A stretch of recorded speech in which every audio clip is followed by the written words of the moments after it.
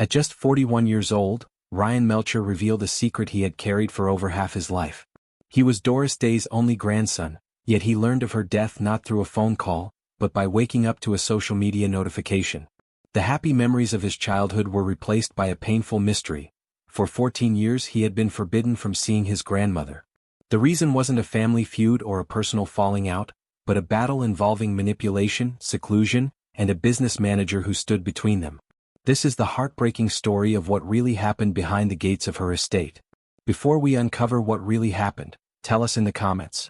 What do you think is the biggest misunderstanding about this story? The last time Ryan Melcher heard his grandmother's voice, it was filled with warmth and anticipation. Doris Day had called him shortly after the death of his father, Terry Melcher, in November 2004. Terry was Doris's only son, and his passing from melanoma left a void in both their lives. On that call, Doris did something that seemed to bridge the years of distance. She invited Ryan to dinner. She was happy to talk to him. They were both excited to reconnect.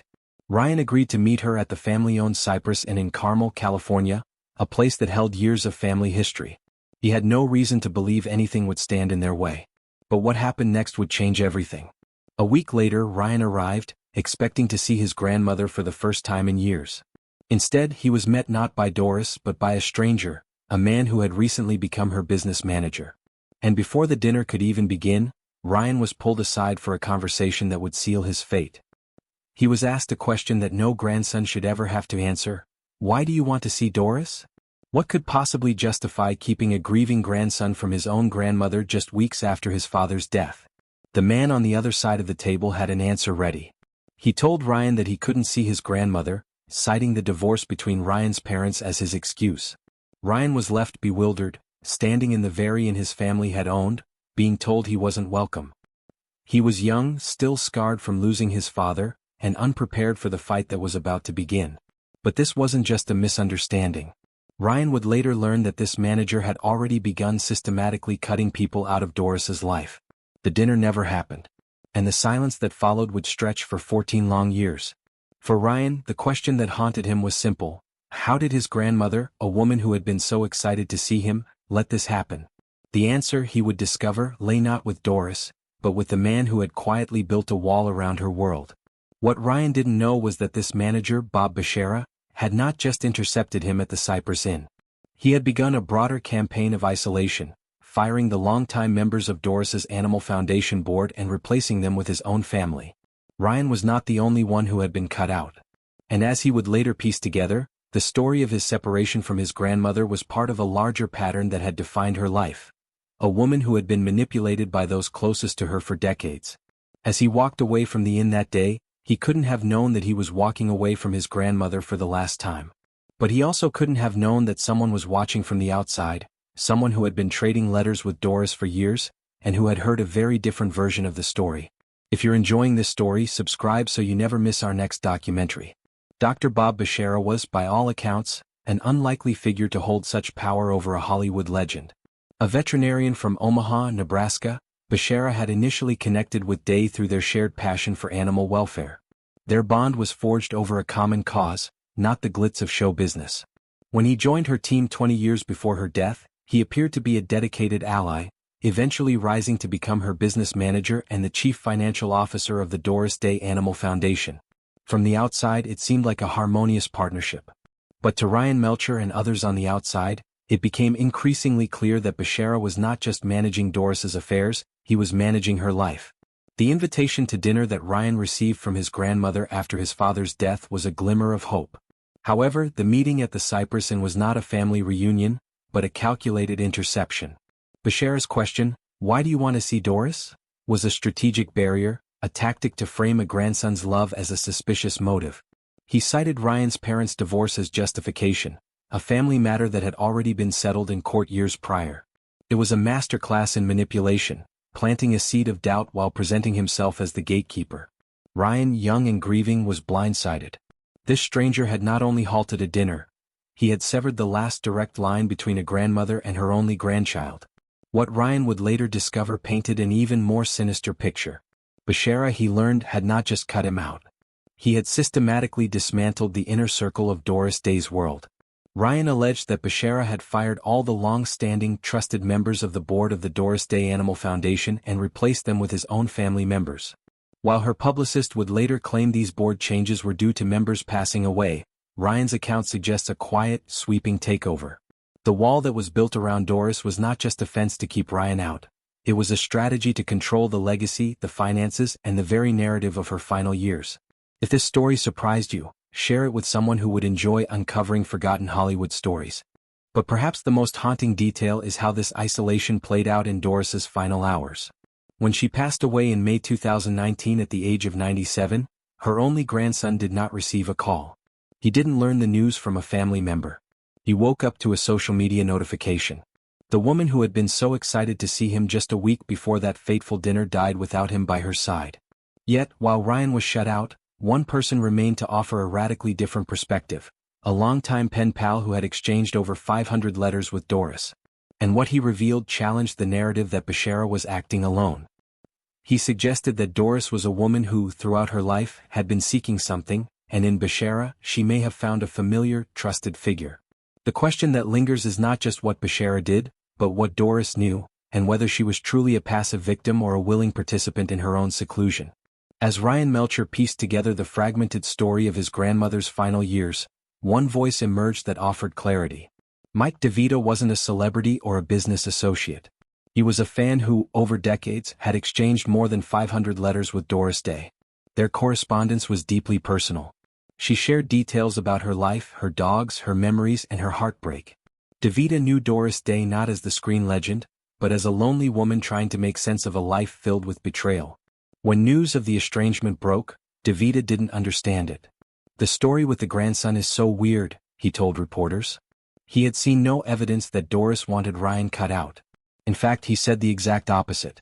Doris really wanted to reconnect. According to DeVito, the woman he corresponded with for 60 years desperately wanted to see her only grandchild again. She had been manipulated by husbands, by managers, by the people who promised to protect her. And Bob Bashara, her business manager, seemed to fit a pattern she had known her entire life. Doris was very trusting. She was manipulated all her life, usually by her husbands, DeVito revealed. She was looking for the father she never had with her husbands and even Bob. This insight reframed everything. Doris Day wasn't simply a victim of a greedy manager. She was a woman who, throughout her life, had turned to men for security and stability, and had been failed by nearly everyone. Her first husband, Al Jordan, had been violently abusive. Her third husband, Marty Melcher, had squandered her $20 million fortune, a betrayal she discovered only after his death. To survive, she had learned to trust the men around her, even when they didn't deserve it. DeVito suggested that Bob Bashara stepped into that same father figure role, and Doris, after losing her son Terry, may have become even more reliant on him. But there was a troubling contradiction. Doris's publicist, Charlie Cullen Walters, insisted that Day herself had made the decision to cut Ryan off. Was Doris truly the one behind the wall, or was a narrative being constructed to protect the manager's control?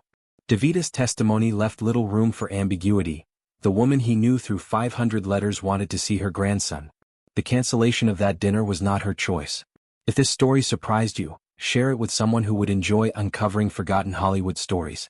To understand why Doris Day allowed a business manager to sever her connection with her only grandchild, one must look back at the pattern that defined her personal life. Behind the sunny facade of America's sweetheart was a woman who had been betrayed repeatedly by the men she trusted most.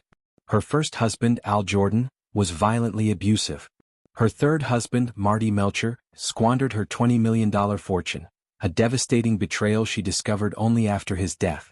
These experiences left her deeply vulnerable, always searching for protection from the father figure she never had. Mike DeVito, her pen pal of 60 years, understood this pattern better than most. Doris was very trusting, he explained. She was manipulated all her life, usually by her husbands. She was looking for the father she never had with her husbands and even Bob. When Bashara entered her life 20 years before her death, he stepped into a role she had been conditioned to fill. He was a veterinarian, a man dedicated to animals, someone who shared her deepest passion. He appeared to offer the stability and protection that had so often eluded her. Yet those final years were marked by profound isolation. A former employee revealed a heartbreaking portrait of Day's existence. Doris spent most of her last 10 years in her bedroom or the kitchen. She barely used the rest of the house. She would only want to talk about dogs or hear about what fan mail she had. The woman who had once been the world's biggest box office star had retreated into a small, confined world. And at the center of that world stood Bashara, who, according to Ryan, had replaced the trusted board members of her animal foundation with his own family members. The publicist, Charlie Cullen Walters, offered a different version of events. He claimed that Ryan had been invited to Day's 90th birthday but never responded, and that there was a miscommunication about the dinner. He insisted that Bashara was simply protecting Day from those who might take advantage of her. But even he acknowledged the tragic irony: no matter how wholesome she is, somehow dark things tend to surround her. The question that lingered was whether Bashara was protecting her, or isolating her so completely that she had no one else left. If this story surprised you, share it with someone who would enjoy uncovering forgotten Hollywood stories. The publicist's account stood in direct opposition to everything Ryan had experienced. Charlie Cullen Walters, who had represented Day for a decade, painted a vastly different picture. The decision to cancel the dinner was Day's own. There had been a tabloid story that upset her, and after that she chose to step away from the family drama. Walters even claimed he had personally reached out to Ryan twice, inviting him to Day's 90th birthday celebration, but received no response. Ryan never received those invitations. He had a message on his website clearly stating he didn't want to be contacted about celebrity or Hollywood, but he insisted he never heard from the publicist. The door that Bashara had closed remained shut, and neither side seemed willing to open it again. It was a tragic game of telephone where the only loser was the connection between a grandmother and her grandson. What makes this story so haunting is that both versions could be true.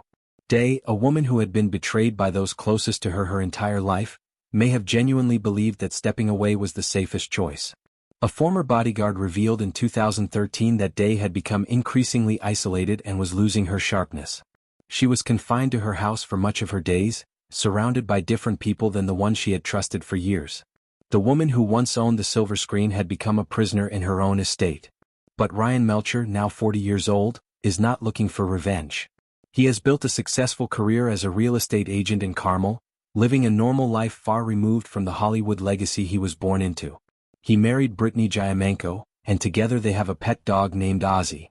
He does not seek the spotlight. In his Facebook post, he said he shared his story so that other families might learn from it, so that no one else would wake up to the news of a loved one's death through a social media feed. If you enjoyed this documentary, like the video and subscribe for more true celebrity stories every week. The estate that once held so much pain has since been sold. In 2021, Doris Day's Carmel property was purchased for $5.7 million, with all proceeds benefiting the Doris Day Animal Foundation. The fences and guards are gone. The mystery of what really happened between Doris Day and her only grandson will likely never be fully resolved. But the truth that emerged is a reminder of something far more important: that the greatest legacies are not measured in dollars or film reels, but in the connections we maintain with the people we love. Ryan Melcher will never get those 14 years back. He will never have that dinner with his grandmother. But by speaking his truth, he ensured that her story would not end in silence. America's sweetheart had a complicated, painful life behind the curtain.